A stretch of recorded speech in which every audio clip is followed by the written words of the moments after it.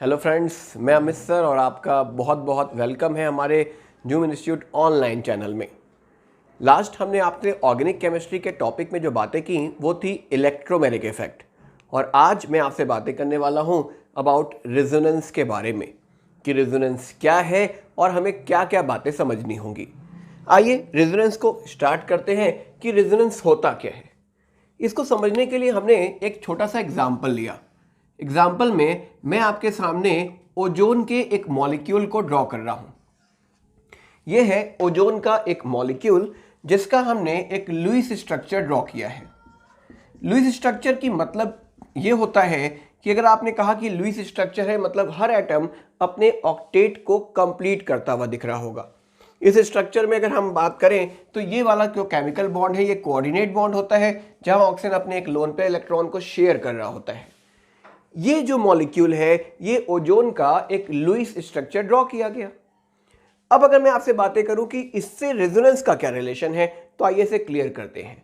समझने के लिए एक बेसिक कॉन्सेप्ट जो आपको मालूम होना चाहिए, हमारा बेसिक कॉन्सेप्ट जो यहां पे जुड़ेगा वो ये है कि जो बॉन्ड ऑर्डर होता है वो बॉन्ड लेंथ के इनवर्सली प्रोपोर्शनल होता है। आज हम इस पर्टिकुलर बेसिक कॉन्सेप्ट पे बातें करने वाले हैं आपसे। बॉन्ड ऑर्डर का मतलब समझिएगा। बॉन्ड ऑर्डर का मतलब है नंबर ऑफ बॉन्ड। पहली बात, बॉन्ड क्या होता है बेटे? बॉन्ड एक तरीके का फोर्स है। ये नहीं कि दो एटम है बीच में धागा बांध दिया अब वो बॉन्ड हो गया। बॉन्ड है क्या? एक फोर्स है। फोर्स जो उन दो एटम्स को या दो से ज्यादा एटम्स के ग्रुप को क्या कर सकता हो, एक साथ हेल्ड करके रखता हो। तो जो बॉन्ड ऑर्डर ज्यादा होने का मतलब ज्यादा बॉन्ड है, और ज्यादा बॉन्ड होंगे मतलब ज्यादा फोर्स है, और ज्यादा फोर्स है तो दो एटम्स पे अगर ज्यादा फोर्स लगेगा देन दे कम क्लोजर, और force come they move away. इसका मतलब बॉन्ड ऑर्डर और बॉन्ड लेंथ हमारे इनवर्स रिलेशन को फॉलो करते हैं। हमारे सामने ओजोन का ये मॉलिक्यूल रखा गया। उसने आपसे कहा कि जो ओजोन का ये मॉलिक्यूल है, हमने कहा कि इसकी बॉन्ड लेंथ मान लीजिए x है और इसकी बॉन्ड लेंथ y है। उसने पूछा बताइए करेक्ट रिलेशन क्या होगा x और y के बीच में? x बड़ा होगा y से, y बड़ा होगा x से, x या y दोनों आपस में बराबर होंगे। तो अगर मैं इसमें बेसिक कंडीशन लगा के सोचता तो आप कहते यार ये तो मुझे समझ आता है कि बॉन्ड ऑर्डर मतलब नंबर ऑफ बॉन्ड। इस ऑक्सीजन के बीच में डबल बॉन्ड बनाया गया है और इसके बीच में सिंगल बॉन्ड। अगर इसके बीच में डबल बॉन्ड है, इसके बीच में सिंगल बॉन्ड है, तो दोनों में जिसका बॉन्ड ऑर्डर ज्यादा उसकी बॉन्ड लेंथ कम होगी।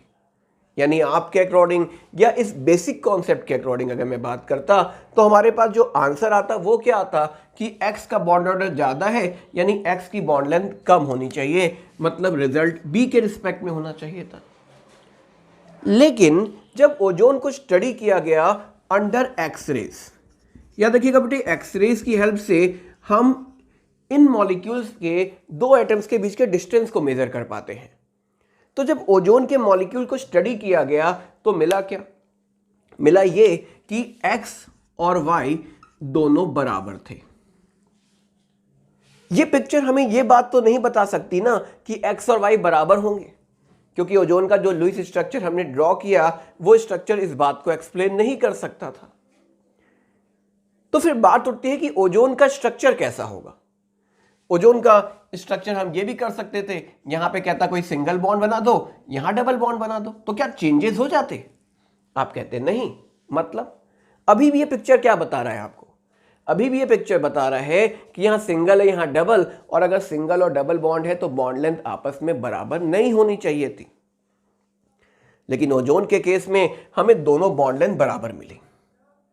तो फिर बात उठती है कि क्या ये ओजोन का कोई रियल स्ट्रक्चर है? क्या ओजोन ऐसा होता होगा?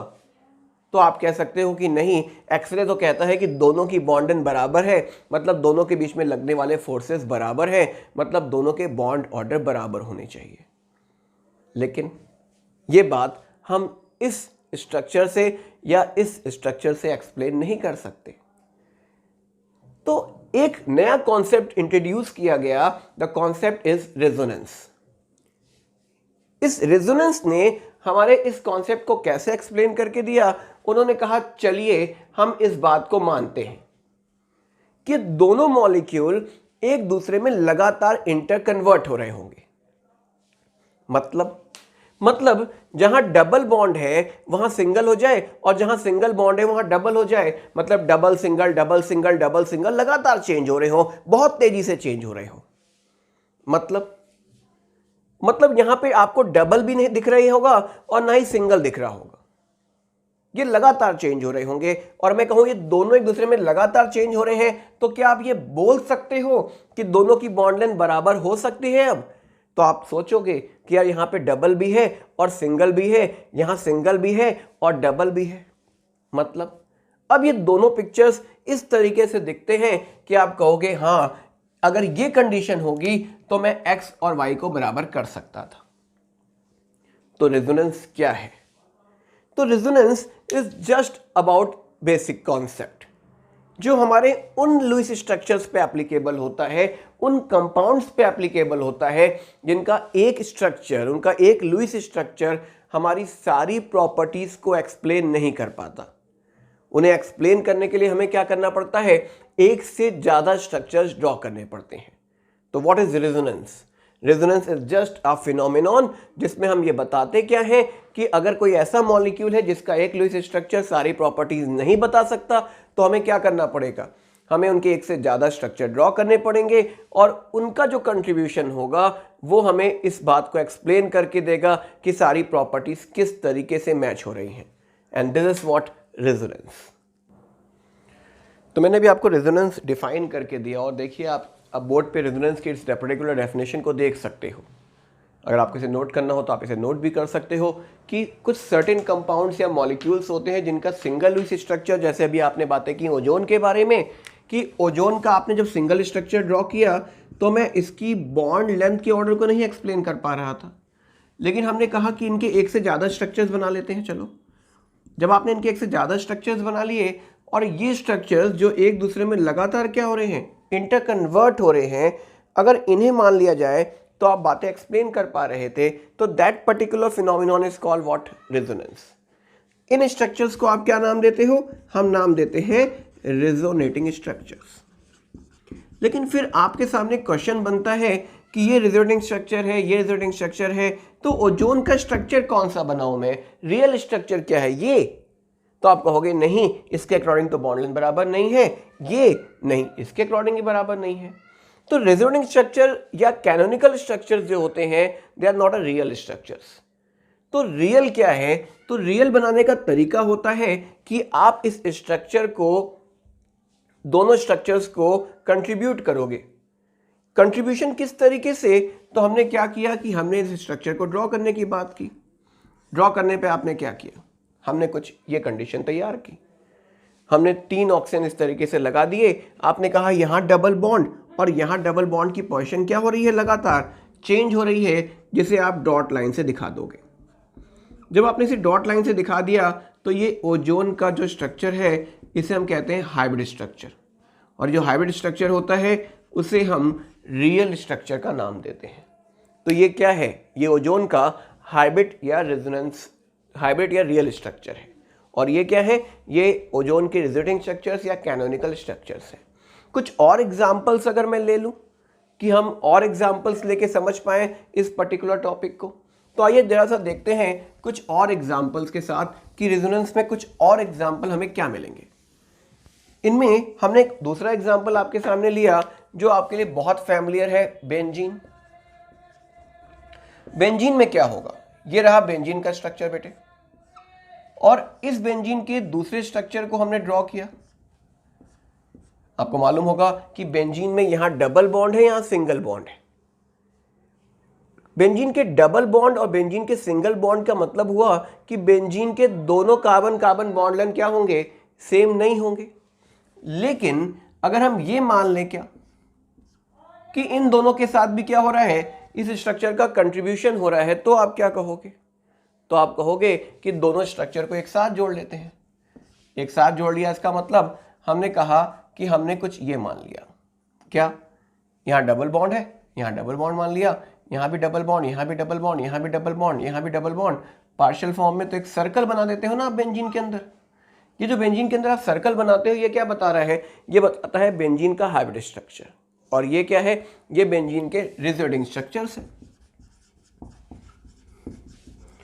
तो बेंजीन के ये रिजोनेटिंग स्ट्रक्चर हैं और आप ये क्या कहोगे, ये बेंजीन का हाइब्रिड स्ट्रक्चर है। अगर क्वेश्चन ये आ जाए बताओ कि बेंजीन में कार्बन कार्बन बॉन्ड लेंथ क्या बराबर होंगे, तो आप कहोगे कि बेंजीन का ये डबल बॉन्ड है और वहीं पर बेंजीन का सिंगल बॉन्ड भी है। यहाँ बेंजीन का सिंगल बॉन्ड है, यहीं बेंजीन का डबल बॉन्ड भी है, यानी सबके साथ डबल सिंगल लगातार है। इसका मतलब बेंजीन में भी जो कार्बन कार्बन बॉन्ड लेंथ होगी वो क्या होगी, सब में सेम होगी। तो यहाँ पे आप क्या बताओगे कि बॉन्ड लेंथ सेम होनी चाहिए। तो all carbon carbon bond length क्या होगी, सेम होगी। ये bond length carbon carbon double या कार्बन कार्बन सिंगल बॉन्ड, अगर मैं आपसे बातें करूं कि हमारे सामने क्वेश्चन इस तरीके से बना दिया, चलिए उसने कहा कि हमारे पास इथेन है, हमारे पास बेंजीन है और हमारे पास इथीन है। उसने कहा कि इन्हें मैच कीजिए बॉन्ड लेंथ से। बॉन्ड लेंथ दी गई 1.39 एंगस्ट्रॉम, 1.34 एंगस्ट्रॉम और 1.54 एंगस्ट्रॉम।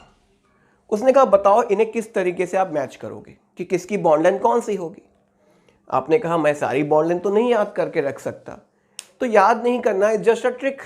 वो क्या, C2H6 में कार्बन कार्बन के बीच में कौन सा बॉन्ड होता है, सिंगल बॉन्ड होता है। C6H6 में जो बॉन्ड है वो डबल और सिंगल है, डबल बॉन्ड और सिंगल बॉन्ड। और C2H4 में सिर्फ कौन सा बॉन्ड है, डबल बॉन्ड है। तो इसका बॉन्ड ऑर्डर आपको मालूम है कितना है, इसका बॉन्ड ऑर्डर 2, इसका बॉन्ड ऑर्डर आपको मालूम है कितना है 1। लेकिन C6H6 का बॉन्ड ऑर्डर क्या होता है, तो आप इसका बॉन्ड ऑर्डर पता लगा सकते हो। कैसे, तो बॉन्ड ऑर्डर पता लगाने के लिए आपने क्या कहा कि आपको जब भी बॉन्ड ऑर्डर निकालना हो रेजोनेंस स्ट्रक्चर में, तो आप कोई दो पोजीशन फिक्स कर लो। हमने ये दो पोजीशन फिक्स कर ली। आपने देखा यहां डबल बॉन्ड है, यहां क्या है, सिंगल बॉन्ड, मतलब 3/2। किसी और पोजीशन को देख लो, इससे ये पता लग जाएगा क्या बेंजीन की सारी बॉन्ड लेंथ बराबर है, यहां पे डबल था। अब इन दो पोजीशंस को भी देख सकते हो, सिंगल डबल, कितना बॉन्ड आया 3, क्या लिख दिया 3, कितने स्ट्रक्चर्स में, 2 में 3/2 बॉन्ड ऑर्डर। तो इसका बॉन्ड ऑर्डर कितना है 1.5, मतलब सबसे बड़ी बॉन्ड लेंथ किसकी होगी, C2H6 की, यानी कौन सी 1.54 लगा दिया। उसके बाद सबसे छोटी किसकी होगी, जिसका बॉन्ड ऑर्डर सबसे ज्यादा है, C2H4, और ये क्या हो गई बेंजीन के लिए बॉन्ड ऑर्डर। तो ये हमारे पास एक वे है कि आप इस तरीके से बॉन्ड ऑर्डर भी निकाल सकते थे। क्वेश्चन आ गया बताओ ओजोन का बॉन्ड ऑर्डर क्या होगा। तो अभी स्ट्रक्चर वापस इसे बना लेते हैं। मैंने कहा ओजोन का बॉन्ड ऑर्डर बता दीजिए। अब आप क्या करोगे, आप कहोगे ओजोन के बॉन्ड ऑर्डर में ओजोन के कितने स्ट्रक्चर पॉसिबल है, 2 पॉसिबल स्ट्रक्चर है। यहां पे कितना बॉन्ड है, डबल, यहां कितना है, सिंगल, टोटल कितने बॉन्ड हो गए 3। तो आप क्या लिखोगे 3/2। इसके बाद मैं आपको एक ट्रिक बताऊंगा बॉन्ड ऑर्डर निकालने की, लेकिन बेसिक कॉन्सेप्ट में बता रहा हूं कि बॉन्ड ऑर्डर निकलेगा कैसे। आइए एक और एग्जांपल लेते हैं हम लोग। एग्जांपल हमारे पास है CO3 -। ये स्ट्रक्चर जो मैं बना रहा हूं ये CO3 का स्ट्रक्चर है। अगर मैं आपसे कहूं कि CO3 स्ट्रक्चर में क्या रेजोनेंस पॉसिबल है, तो यहां भी रेजोनेंस पॉसिबल है। लेकिन आपके माइंड में चल रहा होगा यार मुझे कैसे पता चलेगा कि रेजोनेंस है या नहीं है।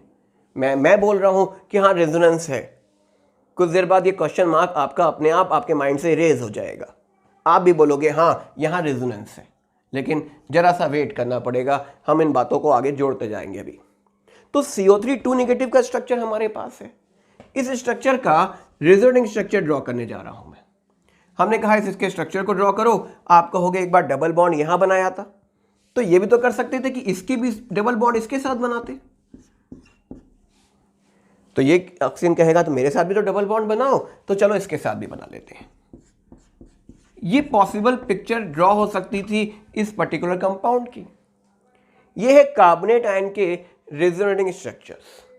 अब अगर मैं आपसे पूछूं कि बताइए कि ये 3 पिक्चर आपने ड्रॉ कर ली, इसका हाइब्रिड स्ट्रक्चर कैसा बनाओगे। तो हाइब्रिड स्ट्रक्चर आप कैसा बनाओगे, हमने कहा चलो हाइब्रिड ड्रॉ करते हैं। हाइब्रिड ड्रॉ करने के लिए हमने क्या करना है, कुछ याद रखिएगा बेटे, रेजोनेंस में जिसका डीलोकलाइजेशन होता है वो पाई बॉन्ड होता है।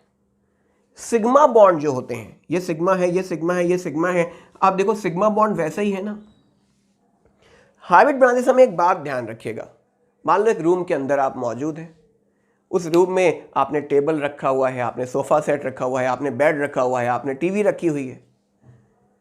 अगर मैं आपसे कहता हूं कि मुझे रूम में पोजीशन चेंज करनी है तो आप इनकी पोजीशन चेंज कर सकते हो, लेकिन मैं अगर आपसे कहूं कि जो रूम की वॉल है, जो दीवारें हैं, उनकी पोजीशन चेंज कर दो, एक दीवार को पीछे ले जाओ, एक आगे ले जाओ, तो वो पॉसिबल नहीं है। वही है सिग्मा बॉन्ड। सिग्मा बॉन्ड की पोजीशन फिक्स है, वो नहीं चेंज होंगी। मतलब ये जो तीनों बॉन्ड है ना सिग्मा वाले, वो वॉल हैं इस पर्टिकुलर रूम के, आप उनको नहीं चेंज कर सकते, वो तो फिक्स हो गए। आप चेंज क्या कर रहे हो, आप इस वाले को यहां ले आ रहे हो, इस वाले को यहां ले आ रहे हो। ये हमारा सोफा सेट है जो कि यहां आ गया।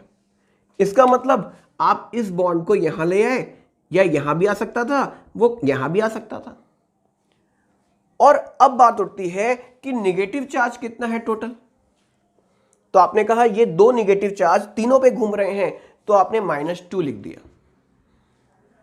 आप इसे ऐसे भी लिख सकते थे कि -2 क्या इस पर होगा, इस पर होगा, इस पर होगा, नहीं, इन पर लगातार -2 तीनों पे घूम रहा है। तो -2 घूमने का मतलब इस पे कितना चार्ज होगा, आप कहोगे कि इस पर जो चार्ज होगा वो हमारे पास पार्शियल 2/3 होगा। इस पे कितना चार्ज होगा, पार्शियल 2/3, इस पर भी कितना, पार्शियल 2/3।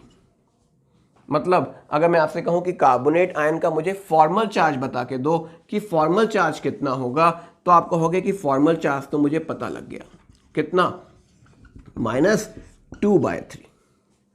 और अब बात उठती है कि बॉन्ड ऑर्डर कैसे निकालोगे इसका। तो अभी मैंने आपको बताया ना बॉन्ड ऑर्डर कैसे निकालना है। आपको क्या करना है, double bond, single bond, single bond. क्या किया मैंने एक पोजीशन फिक्स कर ली है। कितने बॉन्ड्स बने, 4 बॉन्ड बने। कितने स्ट्रक्चर में, 3 स्ट्रक्चर में, 1 2 3। क्या हुआ bond order, 1.33। Okay. Bond order निकालने की एक ट्रिक हम यूज करते हैं। ट्रिक क्या है, आपको गिनने हैं सिग्मा बॉन्ड और पाई बॉन्ड। ओके, कितने सिग्मा बॉन्ड है, 1 2 3। कितने पाई बॉन्ड है, 1। टोटल कितने हो गए, 4। लेकिन ध्यान रखने वाली बात है कि जो पाई बॉन्ड है ना, वो पाई बॉन्ड रेजोनेंस में होना चाहिए। तो पाई बॉन्ड यहां रेजोनेंस में है क्योंकि उसकी पोजीशन चेंज हो रही है। तो टोटल मिला के अगर मैं आपसे बात करूं तो मेरे पास टोटल कितने बॉन्ड्स हैं, 3 सिग्मा 1 पाई, यानी टोटल काउंटिंग कितनी हो जाएगी, 4। ये ट्रिक लगा रहे हैं हम लोग। अब गिनने हैं आपको कितने सिग्मा बॉन्ड्स हैं। कितने सिग्मा है, 3, तो आपने लिख दिया 4/3। ओजोन का सोचते हैं, ओजोन में क्या था, ओजोन में आपने कहा था डबल बॉन्ड है और सिंगल बॉन्ड है। अगर ओजोन में एक डबल बॉन्ड है और एक सिंगल बॉन्ड है तो 2 सिग्मा 1 पाई, टोटल बॉन्ड कितने, 3। कितने में, 2 सिग्मा में, तो 3/2 कर दिया। वो नंबर ऑफ क्या हो गया हमारा, बॉन्ड ऑर्डर हो गया। चलिए एक प्रैक्टिस में और क्वेश्चन लेते हैं कि आप अपनी बातों को ज्यादा बेटर तरीके से सोच सको। अब मैं दोनों तरीके से अपने क्वेश्चन को सॉल्व करने जा रहा हूं। हमने नेक्स्ट एग्जांपल जो आपके सामने लिया वो एग्जांपल है ClO4-। आयन का नाम परक्लोरेट आयन है। जो ClO4- आयन है, अगर आप इसके स्ट्रक्चर को बनाते हो तो कुछ ऐसा स्ट्रक्चर है। क्लियर है बातें। अब आप सोच सकते हो ना कि इसमें भी रेजोनेंस होता है। मैंने फिर कहा मैं बताऊंगा भी, आप भी पहचानना जान जाओगे रेजोनेंस कैसे देखते हैं। लेकिन अभी यहां भी रेजोनेंस है। यहां पे कितनी वॉल है हमारे पास, 1 2 3 4 वॉल है। और कितने हमारे पास ऐसी ऐसी सीरीज है जो चेंज हो सकती हैं। तो आप कहोगे वो ऐसी सीरीज हमारे पास, ये सब चेंज कर सकते हो आप। निगेटिव वाला भी चेंज हो जाएगा। ये निगेटिव यहां बनाया, आप कह सकते हो कि ये स्ट्रक्चर भी तो हम बना सकते थे, ऐसा पिक्चर भी तो तैयार हो सकता था इसी का। हमने कहा कि इसका एक स्ट्रक्चर और भी बन सकता था कि हम ये निगेटिव चार्ज क्या करते, यहां पहुंचा देते। इसके अलावा हमने कहा मैं इसका निगेटिव स्ट्रक्चर एक और बना सकता था, मैं इसके ऊपर निगेटिव चार्ज ले आता। ये चारों ही किसके स्ट्रक्चर हैं, ClO4 निगेटिव के। बॉन्ड ऑर्डर निकालना है, पहले ट्रिक से लगाते हैं। कितने, 1 2 3 4 5 6 7, 4 सिग्मा 3 पाई, टोटल काउंटिंग 7। कितने बॉन्ड्स टोटल, कितने सिग्मा, 4, 7/4। आइए चलिए गिनते हैं अब। पोजीशन फिक्स 2 4 6 7, कितने बॉन्ड हो गए, 7। कितने स्ट्रक्चर में, 4 में। बॉन्ड ऑर्डर क्या हो गया, 7/4। अब मैं सॉल्व नहीं कर रहा हूं, आपके सामने आ गया SO4 2 नेगेटिव। मैंने कहा इसका बॉन्ड ऑर्डर बताओ और फॉर्मल चार्ज बताओ। इसका फॉर्मल चार्ज कितना होगा, आपको हो गया -1 चार्ज है। कितने ऑक्सीजन में घूम रहा है, 4 में, -1/4। कैसा स्ट्रक्चर ड्रॉ करोगे ClO4- का, तो आप कहोगे पहले दीवारें तो बना दे इसकी, और अब जो चेंज हो रहा है उसको चेंज कर दें। सब पे कितना चार्ज आएगा, 1/4 1/4 1/4 और 1/4। तो इन सभी पे पार्शियल 1/4 चार्ज होगा। ये किसका स्ट्रक्चर हो गया, ClO4 नेगेटिव। और अगर आप चाहते हो तो आप डायरेक्ट यहां -1 लगा देते हैं इन चार्जेस को हटाकर, वो हाइब्रिड स्ट्रक्चर हो जाता। इसका बॉन्ड ऑर्डर बताइए, फॉर्मल चार्ज बताइए, जस्ट बाय ट्रिक। क्या कितने हैं, 1 2 3 4, 4 सिग्मा है, टोटल 6, क्या लिखोगे, 6/4, कितना, 1.5। बहुत आसानी से कर लिया ना। फॉर्मल चार्ज क्या होगा, -2, कितने ऑक्सीजन पे, 4 पे, क्या हो गया, -2/4। ये इसका फॉर्मल चार्ज हो गया। ओके, तो ये हमारे पास कुछ मेथड्स हैं जिनसे आप सिस्टम के फॉर्मल चार्ज को और बॉन्ड ऑर्डर को निकाल सकते हो। अब कुछ पॉइंट्स और जो मैं आपको यहां बताना चाहता हूं उन्हें समझने की कोशिश कीजिएगा। कार्बोनेट आयन में कार्बन ऑक्सीजन की सारी बॉन्ड लेंथ बराबर थी रेजोनेंस के कारण।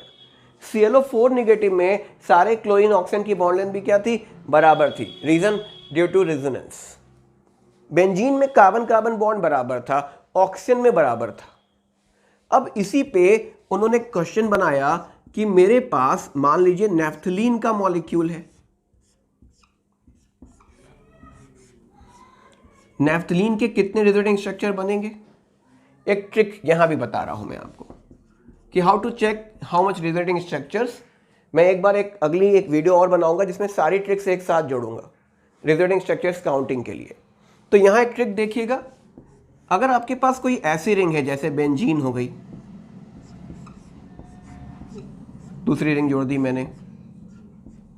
ये जगह हर जगह एप्लीकेबल नहीं होती हैं ट्रिक्स, याद रखिएगा कि आप हर जगह लगाएं और कहें नहीं लग रहा। मैं आपके सामने नॉर्मल ट्रिक बता रहा हूं। बेंजीन हो गई, हमारे पास नेफ्थलीन हो गई, हाँ एंथ्रासीन हो गई। अगर ऐसा कोई सिस्टम है और मैं कहता हूं बताओ कितने स्ट्रक्चर हैं, तो आप इनके ये वाले बॉन्ड गिन लेना जो आप अपवर्ड वर्टिकली बना रहे हो, जो इस तरीके से बने हुए हैं। कितने हैं, 1 2, इसके 2 रिजल्टिंग स्ट्रक्चर होते हैं। आसान है। What is this, naphthalene. कितने वर्टिकल लाइंस हैं, अरे गिन लूंगा मैं भी, 1 2 3, कितने हो गए, 3 हो गए। मैं जब ट्रिक बनाऊंगा तो मैं वहां पे आपको एक्सेप्शंस भी जोड़ के दूंगा कि देखो यहां नहीं लग सकता ये केस, कि आपको हर बात समझ आ जाए कि कहां नहीं कहां लगता है। चलो अब आप मुझे बता सकते हो ना, इसका आंसर आप कमेंट बॉक्स में करके देंगे मुझे। अगर आप करेंगे तो मैं आपको बताऊंगा वहां पे कि आपका आंसर सही है या गलत है। ठीक है, इसके कितने रिजल्टिंग स्ट्रक्चर्स बन सकते हैं मुझे आंसर करके दीजिए। है बहुत आसान, अब आपको समझ आना चाहिए। तो नेफ्थलीन के कितने स्ट्रक्चर बन सकते हैं, 3। मैंने वो तीनों स्ट्रक्चर ड्रॉ कर दिए। चलो आओ, ड्रॉ हो गया। अब क्या करें, अब इनके स्ट्रक्चर्स में मैंने पहला स्ट्रक्चर तो ये बनाया, उसने आपको बना के दिए ये तीनों स्ट्रक्चर्स। तो देखिए नेफ्थलीन के मैंने भी आपको बताया 3 स्ट्रक्चर हैं, वो तीनों स्ट्रक्चर उसने आपको बना के दे दिए क्वेश्चन में। और उसने कहा कि ये वाली बॉन्ड लेंथ मान लो x है और ये वाली बॉन्ड लेंथ y है। तो बताओ x और y में क्या रिलेशन होगा। अब जरा सा क्वेश्चन चेंज हुआ हमारे पास, उसने कहा बताओ x और y में क्या रिलेशन लेके चलोगे। तो जब आपके सामने एक क्वेश्चन आया तो आपके पास ये माइंड तो सेट हो चुका था कि बेंजीन थी, हमारे पास कार्बोनेट आयन था, ओजोन था, उन सब में सारी बॉन्ड लेंथ बराबर होती है ड्यू टू रेजोनेंस। बुक में भी बड़ा बड़ा लिख देते हैं कि due to benzene all bond length are same, लेकिन वो तब होता है जब उनके सारे पोजीशंस के बॉन्ड ऑर्डर सेम हो। यहां पे क्या सबके बॉन्ड ऑर्डर सेम है, आपने कहा यहाँ 2 बॉन्ड है, यहाँ 2 बॉन्ड है, यहाँ 1 बॉन्ड है, कितना 5 डिवाइड बाय 3। अब दूसरी कंडीशन 1 2 2 4 4 बाय 3। क्या दोनों केसेस में बॉन्ड ऑर्डर सेम आ रहे हैं? आपने कहा नहीं सेम आ रहे हैं। और अगर नहीं सेम आ रहे हैं इसका मतलब x और y क्या बराबर होंगे? तो आंसर होगा नहीं, बराबर नहीं होंगे। तो इस पर्टिकुलर सिस्टम में x और y में कौन बड़ा होगा और कौन छोटा होगा? ये x का बॉन्ड ऑर्डर है, ये किसका बॉन्ड ऑर्डर है? y पोजीशन का बॉन्ड ऑर्डर है। और अगर मैं आपसे पूछूं बताओ यहाँ पे क्या रिजल्ट होगा? जिसका बॉन्ड ऑर्डर ज्यादा उसकी बॉन्ड लेंथ कम, यानी x की बॉन्ड लेंथ कम होगी किससे? y से। क्वेश्चन में क्या पूछा गया था? आपसे बॉन्ड लेंथ पूछा गया था इस पर्टिकुलर सिस्टम में। जो बातें मैंने अभी आपको बताई एक बार जरा सा हम इसे प्रैक्टिस में ले लें, फिर हम बातें आगे जोड़ते हैं। हमारे सामने एक क्वेश्चन आया, calculate bond order and formal charge of all 3 following. तो PO4 3 निगेटिव, CLO माइनस और SO3 2 निगेटिव। प्लीज़ जरा वीडियो को पॉज कीजिए, अपना आंसर निकालिए और फिर मेरे आंसर से मैच कीजिए कि हमें ये समझ आ जाए कि हम अगले स्टेप तक जाने लायक हैं कि भी नहीं। तो चलिए हम सॉल्व करने जा रहे हैं। PO4 3 माइनस, PO4 3 माइनस के स्ट्रक्चर में हमारे पास कुछ ये स्ट्रक्चर बनेगा। मैंने आपको ट्रिक क्या बताई? Count sigma bond, pi bond upon sigma bond. ये क्या है? वे है बॉन्ड ऑर्डर निकालने का। किसका? किसी जोड़िंग स्ट्रक्चर का। वरना आप इसके स्ट्रक्चर भी ड्रॉ करते, एक बार डबल बॉन्ड यहाँ, एक बार यहाँ, एक बार यहाँ, एक बार यहाँ, कितने स्ट्रक्चर बनते? 4। और हर बारी एक बार डबल बॉन्ड यहाँ आता और उन 3 स्ट्रक्चर में सिंगल बॉन्ड आता। टोटल कितने हो जाते? 5 बॉन्ड हो जाते। तो 5/4 आप ट्रिक कर सकते थे कि स्ट्रक्चर बना के भी, लेकिन ट्रिक से अगर आपको करने को मिलता है तो आप जल्दी कर सकते हो। आप क्या कहोगे? डबल सिंगल सिंगल सिंगल, एक सिग्मा एक सिग्मा एक सिग्मा एक सिग्मा और एक पाई। टोटल कितने हो गए? 5। कितने? 4। मिल गया ना 5/4। दूसरा क्या निकालना था? तो बॉन्ड ऑर्डर कितना हो गया इसका? 5/4। अब बात उठती है फॉर्मल चार्ज कितना होगा इसका। तो फॉर्मल चार्ज कितना है? ये -3 चार्ज 4 ऑक्सीजन में घूम रहे हैं, तो एक ऑक्सीजन पे कितना घूम रहा होगा? -3/4। इस पे आते हैं CLO 3 माइनस, ये है CLO 3 माइनस। अब बताओगे बॉन्ड ऑर्डर कितना आया होगा? बॉन्ड ऑर्डर 1 2 3 कितने हैं? 3 सिग्मा, कितने पाई? 2 पाई। Total counting 5। आप कहोगे मुझे मिल गया बॉन्ड ऑर्डर कितना? 5/3। और अगर मैं पूछूं फॉर्मल चार्ज कितना होगा, आप कहोगे -1 चार्ज कितने ऑक्सीजन में घूम रहा है? 3 ऑक्सीजन में घूम रहा है। SO3 2 negative. बस आपको उसका स्ट्रक्चर बनाना आ जाना चाहिए। ये बन गया। अब क्या करोगे? कितना होगा इसका बॉन्ड ऑर्डर? आप कहोगे 1 2 3 4। बॉन्ड ऑर्डर कितना हो गया? 4 बाय कितने सिग्मा? 3। जैसे CO3 2 निगेटिव था वैसे ये भी स्ट्रक्चर दिख रहा है आपको। और फॉर्मल चार्ज -2/3। क्लियर? आपके आंसर अगर मैच कर गए हो तो अच्छी बात है। आइए दूसरे क्वेश्चन पे आते हैं। इन Cr2 2 निगेटिव उसने आपको स्ट्रक्चर बना के दिखाया हुआ है। आइए मैं ऊपर वाली बातें रब कर दूं कि आपको ये स्ट्रक्चर आराम से दिख जाए एक बार फिर से कि आपका क्वेश्चन क्या है। हमारे पास जो प्रॉब्लम मेंशन किया गया है उसमें कहा कि ये वाली जो बॉन्ड लेंथ है वो x है और ये वाली बॉन्ड लेंथ जो है वो y है। बताओ x और y में करेक्ट रिलेशन क्या होगा? तो देखो बेटे, क्रोमेट आयन में कई क्वेश्चन बनते हैं। वो पहला क्वेश्चन पूछता है बताओ क्रोमियम ऑक्सीजन में मैक्सिमम कितने क्रोमियम ऑक्सीजन की ऐसी बॉन्ड लेंथ होंगी जो बराबर होंगी? तो आप कहोगे ये दोनों बराबर होंगी। सॉरी, यहां पे क्रोमियम है, हाँ, ये दोनों बराबर होंगी। और यहां पे अगर आप देखोगे तो क्या होगा? यहां आप कहोगे डबल है, डबल है, सिंगल है। क्या रेजोनेंस है? तो आप कहोगे कि निगेटिव रेजोनेंस में है इनके साथ। और अगर रेजोनेंस में होता है तो इसका होता क्या है? तो आप कहोगे कि ये निगेटिव चार्ज है। कितने स्ट्रक्चर बनेंगे? बॉन्ड ऑर्डर क्या निकलेगा? तो आप कहोगे 1 सिग्मा 1 सिग्मा 1 सिग्मा। ये सिग्मा नहीं गिनूंगा मैं अब, क्योंकि ये सिग्मा रेजोनेंस में नहीं है इस सिस्टम में। तो अगर हम बात करें तो 1 सिग्मा 2 सिग्मा 3 सिग्मा, कितने टोटल बॉन्ड? 1 2 3 4 5, तो 5/3। वैसे इसका भी कितना होगा? 5/3। और इसका कितना है? 1। तो 5/3 का बॉन्ड ऑर्डर ज्यादा है ना, तो यहाँ सिंगल दिख तो रहा है लेकिन ये सिंगल नहीं 5/3 बॉन्ड ऑर्डर का होगा। तो इसका मतलब यहाँ 5/3 बॉन्ड ऑर्डर है, यहाँ भी क्या है 5/3 और यहाँ पे सिंगल। तो अगर एक्स वाई को कंपेयर करने जाओगे तो वाई का बॉन्ड ऑर्डर ज़्यादा है तो बॉन्ड लेंथ क्या होगी, कम होगी। तो वाई और एक्स में क्या रिलेशन होगा, एक्स को बड़ा होना चाहिए। अगले क्वेश्चन पे आते हैं। तीसरे क्वेश्चन में आपसे बॉन्ड लेंथ का ऑर्डर पूछ रहा है। इसके लिए जरा सा आपको अब करना क्या होगा, आप 11 की ओपन करेंगे अपनी बुक। उस बुक में आप करोगे क्या, आप ओपन करोगे केमिकल बॉन्डिंग और उस केमिकल बॉन्डिंग में आप ओपन करोगे मॉलिक्यूलर ऑर्बिटल थ्योरी और उसे प्रिपेयर करोगे। क्योंकि जब तक आपको ये थ्योरी नहीं आती होगी हम डायटोमिक मॉलिक्यूल्स के बॉन्ड ऑर्डर नहीं निकाल सकते, मॉलिक्यूल या आयंस के। तो यहां पे मैं आपको डायरेक्ट बॉन्ड ऑर्डर बता रहा हूं कि बॉन्ड ऑर्डर क्या होता है। एज अ ट्रिक हम उसे भी प्रिपेयर कर सकते हैं अगर आपको ट्रिक जरा सी याद हो तो। N2 में आप जानते हो ट्रिपल बॉन्ड पाया जाता है, O2 में सिंगल और O2 में डबल, F2 में सिंगल। तो ये 3 है, ये 2 है, ये 1 है। इसका एटॉमिक नंबर 7 होता है तो 7 7 14, इसका 8 8 16, इसका 9 9 18। अब अगर 15 वाला आएगा ना तो आप 2.5 बोल देना। अगर वो किसका आता है 17 वाला आता है तो कितना बोल देना 1.5 बोल देना। इधर 13 आएगा तो क्या बोल दोगे 2.5।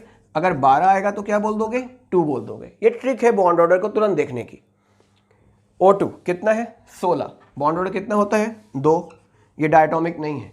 O2 प्लस एक कम हो गया, कितना हो गया 15, बॉन्ड ऑर्डर कितना है 2.5।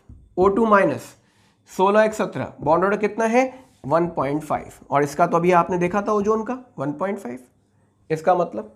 इसका मतलब O3 और O2 नेगेटिव की बॉन्ड लेंथ क्या होगी, सेम रिपोर्ट की जाएगी। तो आंसर आप क्या बताओगे कि सबसे बड़ी बॉन्ड लेंथ किसकी होगी, सबसे बड़ी बॉन्ड लेंथ जो होगी वो O3 और O2 माइनस की होगी। उसके बाद आप क्या बताओगे O2 और फिर O2 प्लस।